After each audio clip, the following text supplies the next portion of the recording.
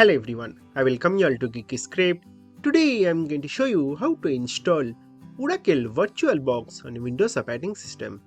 So for that, first you need to go to favorite browser and to type over here Oracle VirtualBox download.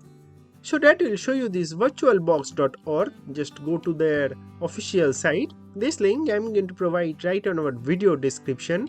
Once when you are here, you will see that our VirtualBox platform packages list over here, and it is available for Windows, macOS, Linux, Solaris and all that.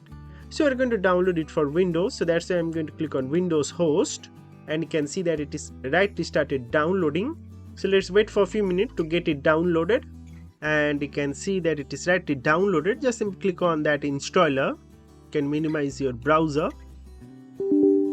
I'm going to ask you for administrative privileges. Click on yes, and our Oracle VirtualBox is rightly started opening. And there you go. So this is our Oracle installation wizard. Just simply click on next. You need to accept this license agreement. Click on next again. And to keep everything as default over here, and click on next. And here it is giving some warning. So there will be a bit network disconnection while installing Oracle, which is just normal procedure of installing Oracle VirtualBox. So nothing to worry about. There will be just temporary network disconnection, which is fine. Just click on yes.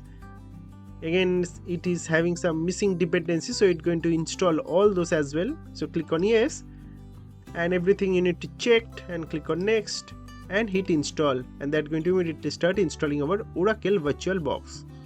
And there you go. Our Oracle VirtualBox is now rightly installed. You can see desktop shortcut also created over here.